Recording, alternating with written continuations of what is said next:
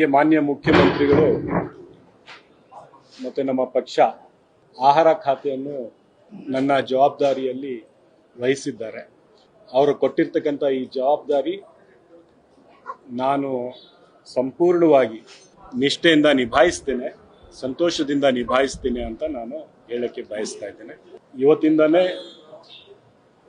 ನನ್ನ ಇಲಾಖೆಯ ಎಲ್ಲ ಇಲಾಖೆಯನ್ನು ಅರ್ಥ ಮಾಡಿಕೊಂಡು ಈ ಇಲಾಖೆಯ ಮೂಲಕ ರಾಜ್ಯದ ಕೋಟ್ಯಾಂತರ ಜನ, ವಿಶೇಷವಾಗಿ ಬಡವರ್ಗದ ಮನೆ ಮನೆಗೆ ತಲುಪ್ತಕ್ಕಂಥ, ಬಡವರಿಗೆ ಸೇರಿರ್ತಕ್ಕಂಥ ಈ ಇಲಾಖೆ ಬಡವರಿಗೆ ಇನ್ನೂ ಹೆಚ್ಚಿನ ಶಕ್ತಿ ತುಂಬತಕ್ಕಂಥ ರೀತಿಯಲ್ಲಿ ನಮ್ಮ ಸರ್ಕಾರದ ಉದ್ದೇಶ ಕೂಡ ಅದು ಹೌದು.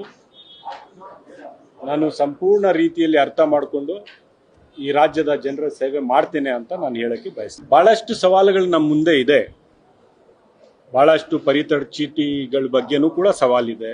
ಅದನ್ನು ನಾನು ಅರ್ಥ ಮಾಡಿಕೊಂಡು ಯಾವುದು ಸರಿ ಇದೆ, ನಿರ್ದಿಷ್ಟವಾದಂಥ ಕ್ರಮಗಳು ಆ ರೀತಿಯಲ್ಲೇ ನಾವು ತಗೋತೇವೆ.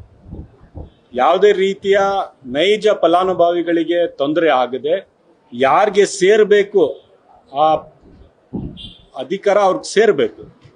ಆದರೆ ಯಾರಾದರೂ ಅನಧಿಕೃತವಾಗಿ ತಗೋತಾ ಇದ್ದಾರೆ ಅಂದರೆ ಅದನ್ನು ಕೂಡ ಅಲ್ಲಿಂದ ತಪ್ಪಿಸ್ಬೇಕಾಗುತ್ತೆ. ಸೊ ಇದೆಲ್ಲ ನಾನು ಸಂಪೂರ್ಣವಾಗಿ ಅರ್ಥ ಮಾಡಿಕೊಂಡು ಪರಿಶೀಲನೆ ಮಾಡಿ ಕಠಿಣವಾದಂಥ ಕ್ರಮ ಎಲ್ಲಿ ತಗೋಬೇಕು ಅಲ್ಲಿ ಕಠಿಣವಾದಂಥ ಕ್ರಮ ತಗೋಬೇಕು, ಎಲ್ಲಿ ಮಾನವೀಯತೆಯ ದೃಷ್ಟಿಯಿಂದ ಕೆಲಸ ಮಾಡಬೇಕು ಅಲ್ಲಿ ಮಾನವೀಯತೆಯ ದೃಷ್ಟಿಯಿಂದ ಕೆಲಸ ಮಾಡಬೇಕು.